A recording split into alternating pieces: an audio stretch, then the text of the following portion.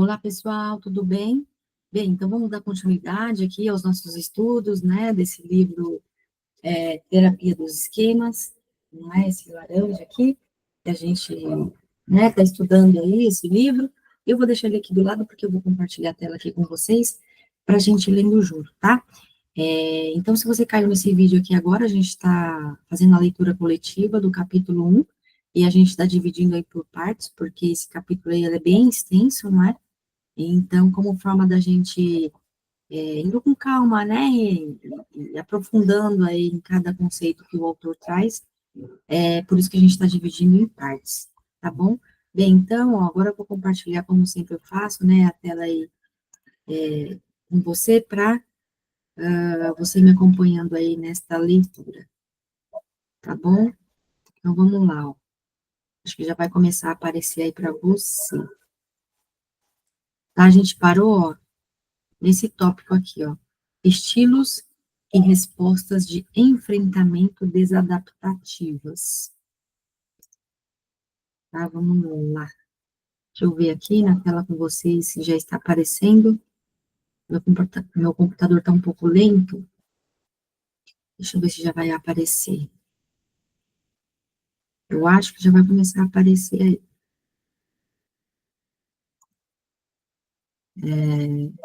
Tá, então a gente vai nesse passo a passo aí para, não é, ficar bem didática aí a nossa aula, a nossa apresentação. Tá bom? Então, vamos lá. Ó. Apareceu já, né? Vamos lá. Então, vamos começar a nossa leitura aqui. Estilos e respostas de enfrentamento desadaptativos. Os pacientes... deixa eu aumentar aqui um pouco. Os pacientes desenvolvem estilos e respostas de enfrentamento desadaptativas desde cedo em suas vidas para se adaptar a esquemas. Para que não tenham de vivenciar as emoções intensas e pesadas que os esquemas geralmente engendram, mas é importante lembrar que, embora os estilos de enfrentamento auxiliem os pacientes a evitar um esquema, não o curam. Estou tentando aumentar aqui de um modo que seja bom para mim, para vocês, mas meu mouse não está ajudando muito. Bom, vamos lá.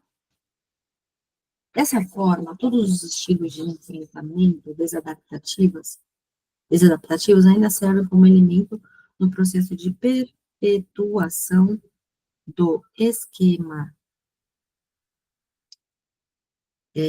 A terapia do esquema diferencia o esquema em si das estratégias que a pessoa utiliza para enfrentar.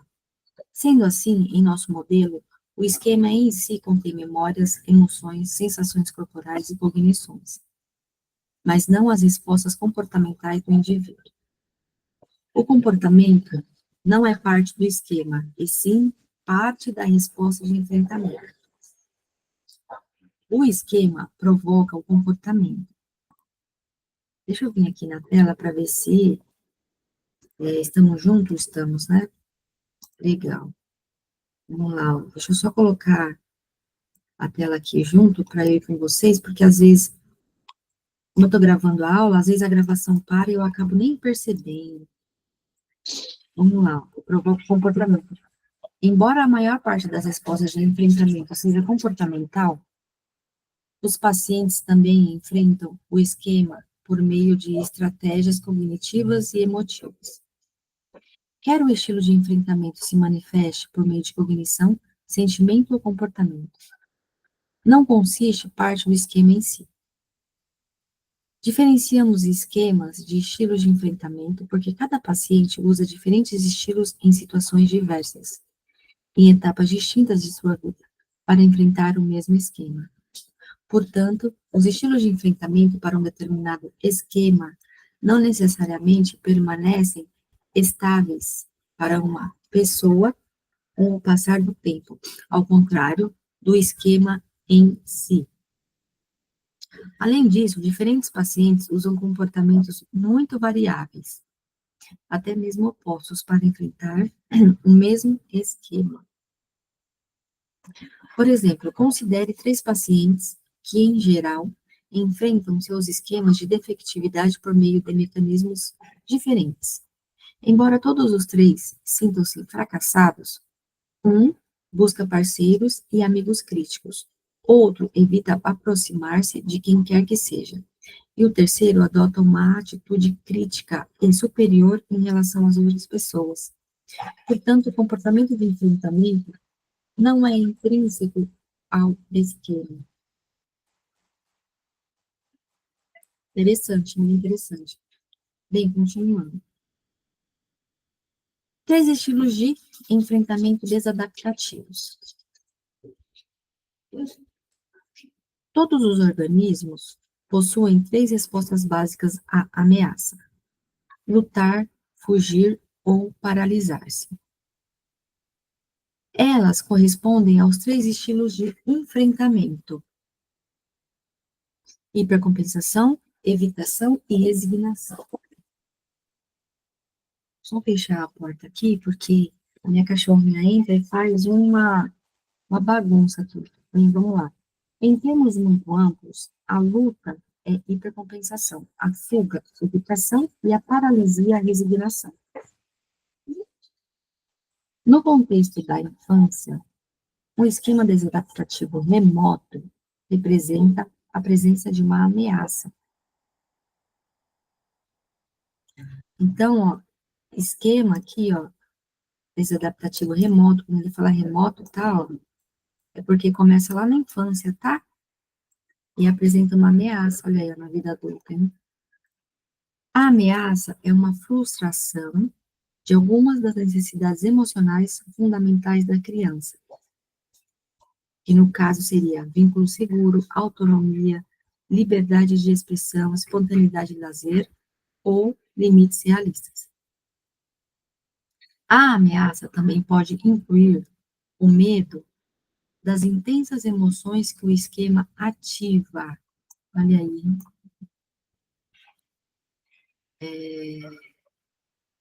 Deixa eu deixar a tela aqui do lado, porque senão me perco.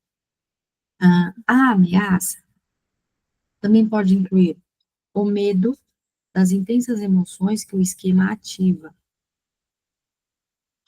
Deparando-se com essa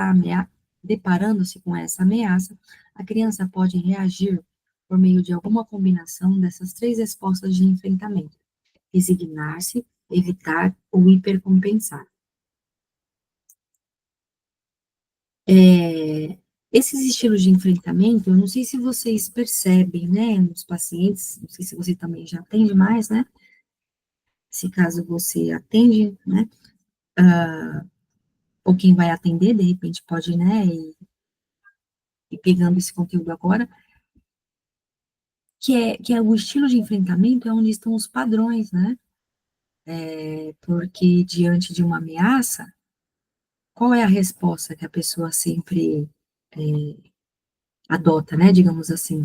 Ela, olha aí, ela resigna, que é a paralisação, ela evita, que é a fuga, ou ela hipercompensa, que é a luta, né? Isso que a gente precisa investigar, né, com os pacientes. Todos os 3 estilos de enfrentamento costumam operar fora da consciência, ou seja, inconscientemente.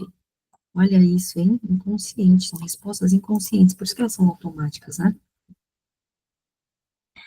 Em qualquer situação dada, é provável que a criança utilize apenas um deles, mas talvez apresente estilos de enfrentamento diferentes em distintas situações com esquemas diferentes. Apresentamos exemplos desses 3 estilos de enfrentamento, desses 3 estilos a seguir. Assim, a ativação de um esquema é uma ameaça. A frustração de uma necessidade emocional fundamental e as emoções concomitantes, a qual o indivíduo responde com o estilo de enfrentamento. Esses estilos de enfrentamento, via de regra, são adaptativos na infância e considerados mecanismos de sobrevivência saudáveis, mas tornam-se desadaptativos à medida que a criança cresce, pois o estilo de enfrentamento continua a perpetuar o esquema, mesmo quando as condições mudam e a pessoa dispõe de opções mais adequadas. Olha aí, hein? Dispõe de opções mais adequadas. No caso, seria a flexibilização, né? Então, ou seja, não é só a pessoa hipercompensar, não é? Diante de uma situação, porque se ela só hipercompensa, ela vai reafirmar o esquema, né, desadaptativo, ela vai reforçar esse esquema, né?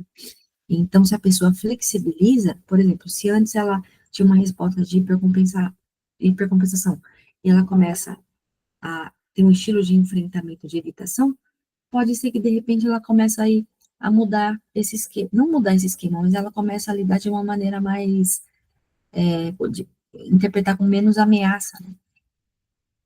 Não é? E aí vai, de repente, diminuindo aí a valência emocional, né?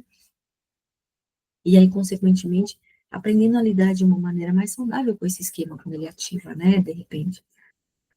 O estilo de enfrentamento desadaptativos acabam por manter os pacientes aprisionados em seus esquemas. Então, olha que interessante, hein? A gente tem que focar no estilo de enfrentamento que o paciente adota, né? Como forma de lidar aí com os esquemas, né? Que é ali onde a gente vai desconstruindo esses esquemas, né? Então, vamos lá, ó. Agora a gente vai falar sobre os estilos de enfrentamento, né? Vamos falar aí sobre a resignação aos esquemas, né? Que no caso é a paralisação. Ao se resignar a um esquema, os pacientes consentem com o mesmo. Não tentam evitá-lo, nem lutam contra ele, aceitando que é verdadeiro. Sentem diretamente o sofrimento emocional do esquema e agem de maneira a confirmá-lo. Sem perceberem o que fazem, repetem os padrões invocados pelo esquema, de forma que, quando adultos, continuam a reviver as experiências de infância que o engendraram. Olha só. Quando encontram gatilhos ativadores, as respostas emocionais são desproporcionais e os indivíduos vivenciam suas emoções de forma integral e consciente. Em termos comportamentais, escolhem parceiros que têm mais probabilidade de tratá-los como o pai ou a mãe agressivo, de tratá-los como o pai ou a mãe agressivo fez no passado. A exemplo de Natalie, a paciente deprimida que descrevemos anteriormente, que escolheu um marido, ou que o privava emocionalmente. Depois, costumam relacionar-se com esses parceiros de maneira passiva e complacente, perpetuando o esquema. Na relação terapêutica, esses pacientes podem também representar o esquema consigo mesmos no papel de criança, né, entre aspas, e o terapeuta de pai ou mãe agressivo. Olha aí, não é? De repente, o modo que o paciente entra, né, na sessão. Inclusive, hoje até falei isso com o paciente, né? A gente vai percebendo que a terapia vai sendo gatilho para ele sempre trazer questões de relacionamento anterior, né? E aí foi que eu falei para ele que, de repente, na terapia, ele entra num modo, né, o qual apareceu ali no relacionamento, né? Então, a terapia passa a ser gatilho, né? E ele se sente, de repente, da mesma forma na terapia, assim como se sentia, de repente, no relacionamento, e de repente não começou no relacionamento, né? A gente percebe que é sempre na infância que existem as primeiras memórias aí de dor, né? As feridas emocionais, a criança interior ferida, não é? Então, é interessante atentar a isso, né? Vamos para agora, ó, o próximo estilo de enfrentamento. A gente já vai encerrando, né, para a aula também não ficar extensa. A gente só lê mais um outro estilo de enfrentamento e a gente já vai encerrando, tá bom? Então, vamos lá. Evitação de esquemas. Quando utilizam a evitação como estilo de enfrentamento, os pacientes tentam organizar suas vidas de maneira que o esquema nunca seja ativado. Tentam viver sem consciência dele, como se não existisse. Evitam pensar a respeito dele. Bloqueiam pensamentos e imagens que provavelmente o ativem. E, quando esses pensamentos e imagens surgem, os indivíduos distraem-se ou os repelem. Evitam sentir o esquema. Quando esses sentimentos vêm à tona, refutam-nos por reflexo. Olha só, por isso que, né, quando falou aqui de imagens, eu lembrei do exercício, né, que a gente, por isso que a gente faz esse exercício na sessão com os pacientes, que é chamado, né, o exercício de imagem mental, né. Então, esse exercício, a gente já percebe qual que vai ser o estilo de enfrentamento aí da pessoa, né, quando a pessoa vai naquela cena, naquele episódio de dor, de sofrimento, né, aquela memória, mas já é a maneira que da gente perceber como que é o estilo de enfrentamento dele em relação a essa imagem mental, e aí, de repente, já dá para a gente associar algum esquema, né? Quando ativa aquele esquema, qual é o estilo de enfrentamento que a pessoa adota, né? Que a pessoa, como a pessoa lida, né? Podem beber, olha aí, podem beber em excesso, ingerir drogas, fazer sexo promíscuo, comer demais, limpar compulsivamente, buscar estimulações ou se tornar viciados no trabalho. Olha aí, no trabalho. Quando interagem com outros, podem parecer perfeitamente normais.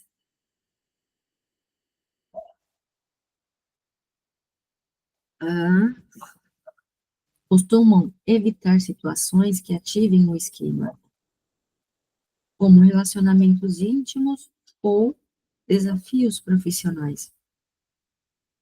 Muitos pacientes afastam-se por completo de atividades nas quais se sentem vulneráveis. Olha aí no caso do isolamento, né? Inúmeras vezes evitam a terapia.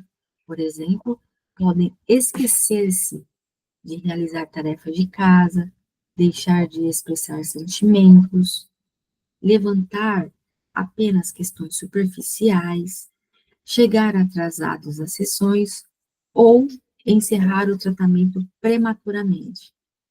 Olha que legal, hein? Que pode aparecer aí, né, na terapia. Bem, próximo estilo de enfrentamento: hipercompensação de esquemas. Quando hipercompensam, os pacientes lutam contra o esquema, pensando, sentindo, comportando-se e relacionando-se como se o oposto do esquema fosse verdadeiro. Pessoal, desculpa se tiver algum barulho de fundo, tá? Alguém tá trabalhando com reforma aqui na minha rua, por isso que tá esse barulho ao fundo. Mas eu acho que não tá vazando, mas vamos lá. Dedicam-se a ser mais diferentes, o mais diferente possível das crianças que foram quando o esquema foi adquirido. Olha só que interessante. Confesso que essa eu não sabia. É como se a pessoa desenvolvesse uma outra personalidade, né? No caso da hipercompensação, olha aí. Se sentiam sem valor quando crianças, quando adultos tendem a ser perfeitos. Se foram subjugados quando criança, como adultos, desafiam a todos. Se foram controlados quando crianças, como adultos, controlam outras pessoas ou rejeitam todas as formas de influência. Se abusados, abusam de outros. Diante do esquema, contra-atacam. Na superfície, são autoconfiantes e seguros, mas no íntimo, sentem a pressão do esquema ameaçando uma erupção. Uau, hein? Olha aí. A hipercompensação pode ser considerada uma tentativa parcialmente saudável de lutar contra o esquema que avança os limites, de forma que o esquema é perpetuado em vez de curado. Muitos hipercompensadores parecem saudáveis. Na verdade, algumas das pessoas mais admiradas na sociedade, assim como, olha aí, estrelas da mídia, líderes políticos, gigantes empresariais, muitas vezes são hipercompensadores. Olha aí as figuras que a gente elege como ídolos, né? Tá? É saudável lutar contra o esquema, desde que o comportamento seja proporcional à situação, que se levem em conta os sentimentos de outros e que se possa esperar razoavelmente chegar ao resultado desejado. Mas os hipercompensadores costumam ater-se ao contra-ataque, com um comportamento excessivo, insensível e improdutivo. Esses comportamentos aqui se aproximam um pouco do transtorno de personalidade sociopata, né? Não à toa, a terapia dos esquemas, ela é mais indicada e recomendada para quem tem transtornos de personalidade, não é? Olha aí, dependendo do esquema, né, o qual a pessoa esteja lidando, né, qual esquema é ativado, pode revelar aí um transtorno, né? Vamos lá, por exemplo, é saudável que os pacientes subjugados exerçam mais controle sobre suas vidas, mas quando hipercompensam, tornam-se excessivamente controladores e dominadores, e acabam por afastar outras pessoas. Um paciente que hipercompensa a subjugação não consegue permitir que terceiros assumam a frente, mesmo em casos em que é saudável fazer. Da mesma forma, é saudável para um paciente emocionalmente privado pedir apoio emocional a outras pessoas. Mas um paciente que hipercompensa a privação emocional ultrapassa os níveis adequados, tornando-se demasiado exigente e arrogando-se privilégios. A hipercompensação desenvolve-se porque oferece uma alternativa ao sofrimento causado pelo esquema. É uma forma de escapar da sensação de impotência e vulnerabilidade que o paciente sentiu quando cresceu. Hipercompensações narcisistas, por exemplo, geralmente servem para ajudar os pacientes a lidar com sentimentos fundamentais de privação emocional e de efetividade. Em lugar de se sentir ignorados ou inferiores, esses pacientes podem se sentir especiais e superiores. Entretanto, embora bem-sucedidos no universo exterior, os pacientes narcisistas geralmente não estão em paz consigo mesmos. Nossa, isso é muito verdade, viu?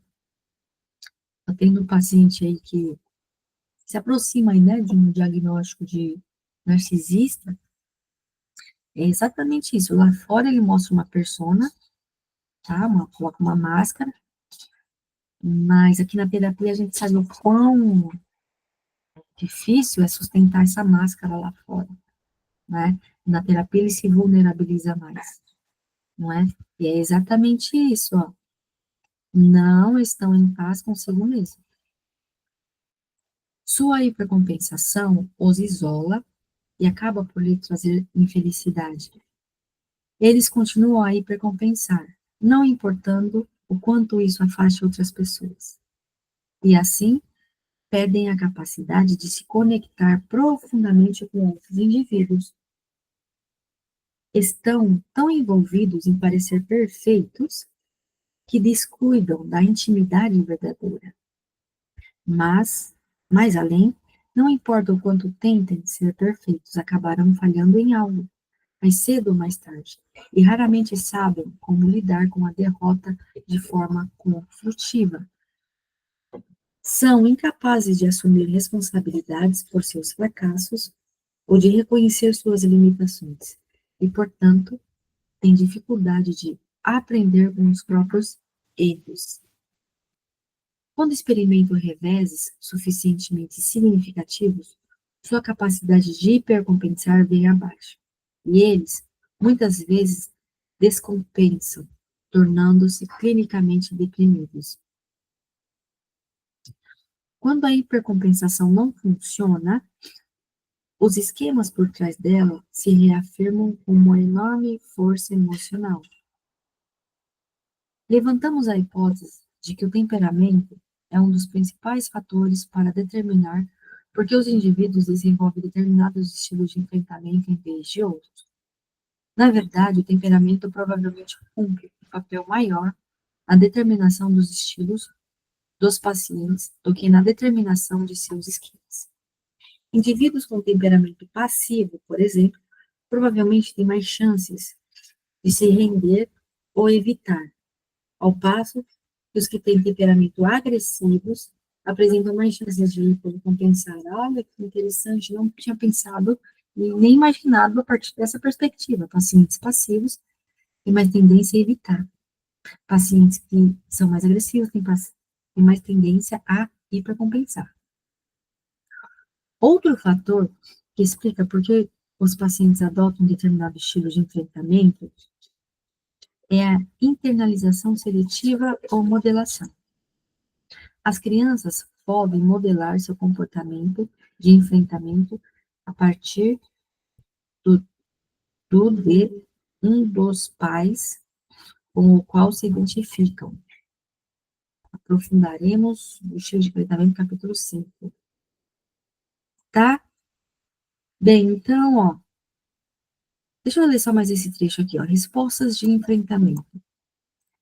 Respostas de enfrentamento são os comportamentos específicos através dos quais os três estilos de enfrentamento são expressados. Todas as respostas à ameaça contidas no repertório comportamental do indivíduo, todas as formas únicas e idiosincráticas com que os pacientes manifestam hipercompensação, evitação e resignação, são respostas de enfrentamento. Quando o indivíduo tem por hábito adotar determinadas respostas de enfrentamento, elas se associam para formar estilos de enfrentamento. Um estilo de enfrentamento é um traço, ao passo que uma resposta de enfrentamento é um estado. O estilo de enfrentamento consiste em um conjunto de respostas de enfrentamento que o indivíduo costuma usar, a fim de evitar a resignação ou a hipercompensação. Uma resposta de enfrentamento é um comportamento específico ou estratégia que a pessoa exibe em um determinado momento. Por exemplo, consideremos um paciente que usa alguma forma de evitação em quase todas as situações em que é ativado o seu esquema de abandono. Quando sua namorada ameaçou terminar o relacionamento, ele foi para casa e bebeu cerveja até desmaiar. Nesse exemplo, a evitação é o estilo de enfrentamento do paciente para abandono. O beber cerveja foi sua resposta de enfrentamento nessa situação com a namorada. Eu vou repetir, ó, esse trecho, que para mim ficou um pouco, aliás, é para ficar mais claro. Quando sua namorada ameaçou terminar o relacionamento, ele foi para casa e bebeu cerveja até desmaiar. Nesse exemplo, a evitação é o estilo de enfrentamento do paciente para o abandono. Ah, tá. Então, evitação é para o abandono, tá? E beber cerveja, né, quando ele bebeu, é uma resposta de enfrentamento, sua resposta de enfrentamento nessa situação com a namorada. Ah, então, olha só, tem estilo de enfrentamento e resposta de enfrentamento. O estilo em relação à esquerda. A resposta em relação à situação, ao gatilho. Entende? Vou repetir. O estilo de enfrentamento, estilo em relação ao esquema. A resposta de enfrentamento em relação ao gatilho, à situação. Entende? Diferença de estilo e resposta, interessante, dessa eu não sabia. A tabela 1.1 lista alguns exemplos de respostas de enfrentamento desadaptativos para cada esquema. A maioria dos pacientes usa uma combinação de respostas e estilos de enfrentamento. Às vezes se rendem, às vezes evitam, outras vezes hipercompensam. Tá? Vamos parar por aqui. E agora eu vou te mostrar um resumão que eu fiz, baseado no que a gente está estudando de terapia dos esquemas, onde eu coloquei tudo isso num mapa mental, o qual eu até mostro isso para os pacientes. E, incrivelmente, foi uma virada de chave para todos eles, tá? Eu vou compartilhar a tela aqui, ó, para mostrar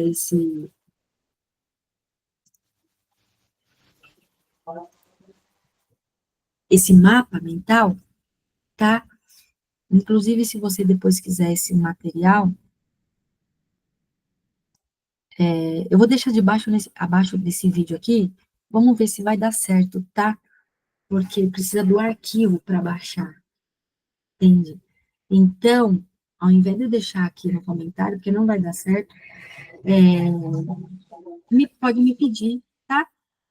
Se você está vendo esse vídeo aqui no YouTube, pode deixar um comentário aqui embaixo, ou se você está no grupo de WhatsApp, pode me pedir por lá também, tá bom?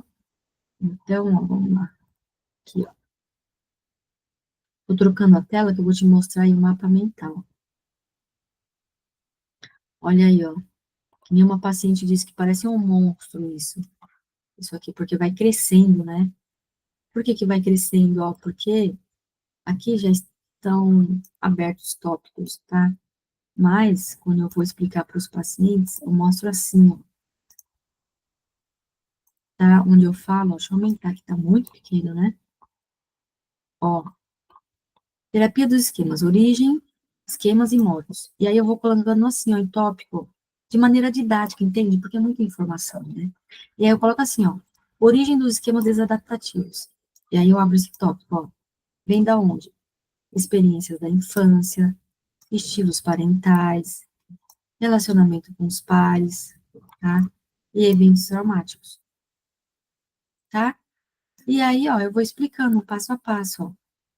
Os esquemas, eu vou explicando, né, vem de necessidades básicas que não foram atendidas. No caso, ó, quais são essas necessidades? Necessidade de segurança, de conexão e aceitação, autonomia e desempenho, limites realistas, autoexpressão e autoespontaneidade. Né? E aí eu falo para eles, quando as pessoas não têm essas necessidades atendidas, o que que vai acontecer? Eles vão entrar no que a gente chama de domínios. Domínios correspondem às necessidades não atendidas, tá? E aí eu vou colocando assim, ó. Quando uma criança não teve a necessidade de segurança atendida, ela vai entrar no domínio chamado de desconexão e rejeição. Que domínio, eu falo para eles, é onde tem crenças, é onde tem memórias conscientes e inconscientes, tá? Onde tem memórias de dor, né? Que é onde desenvolve os esquemas. Né? E aí eu vou dando esse passo a passo, ó. Quando não tem a necessidade de conexão e aceitação, não teve, vai entrar no domínio de desconexão e rejeição, tá? E aí, ó, deixa eu fechar aqui para não ficar muito grande, e a gente vai abrindo, ó, entende? E aí dentro de cada domínio tem os seus devidos esquemas, tá? Então, olha aí, ó, dentro do domínio de desconexão e rejeição, vai ter o esquema de abandono, estabilidade, desconfiança e abuso, privação, enfim, tá? E aí eu coloco também aqui, ó, o estilo de enfrentamento, olha aí, né? Que é o tema da nossa aula de hoje, ó, rendição, evitação e hipercompensação, não é? E, por fim, ó, a gente traz os modos, né? Porque aí a gente vai explicando também, Tá certo?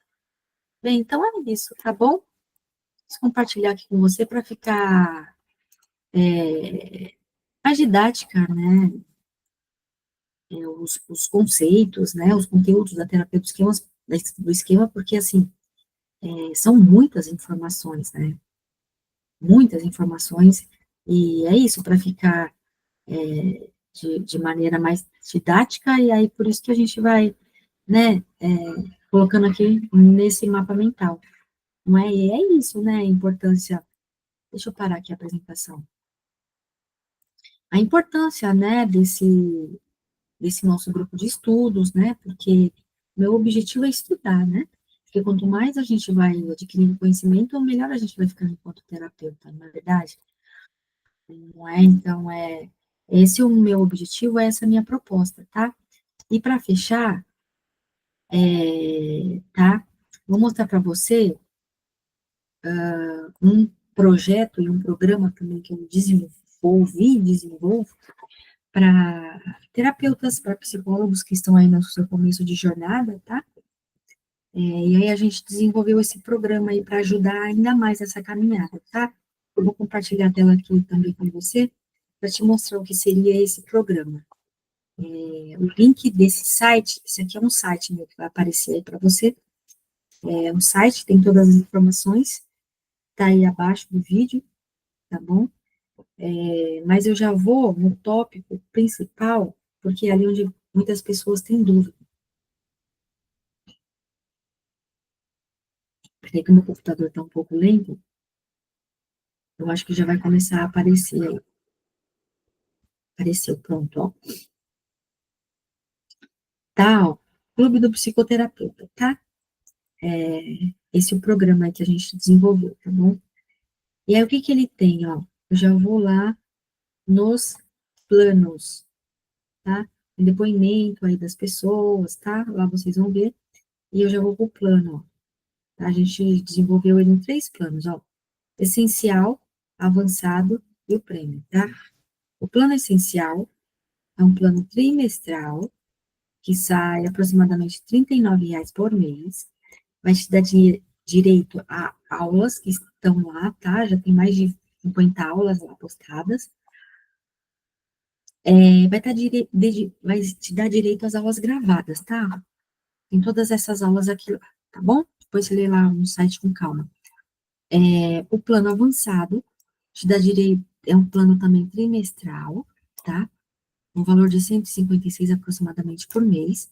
Ele dá direito a tudo que o plano essencial dá, ou seja, as aulas assistidas, e mais participar de estudos de caso e supervisão ao vivo, tá? Aqui já entra o ao vivo, que você pode participar, tá bom? E participar de supervisão, né? No caso, se você estiver atendendo, você tem direito à supervisão, tá bom? Ou, se você não estiver atendendo, você pode participar do estudo de caso, tá bom?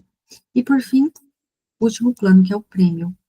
Esse já é um plano mensal, no valor de 247 por mês, tá? Ele dá direito ao que os outros 2 planos dão, tá bom?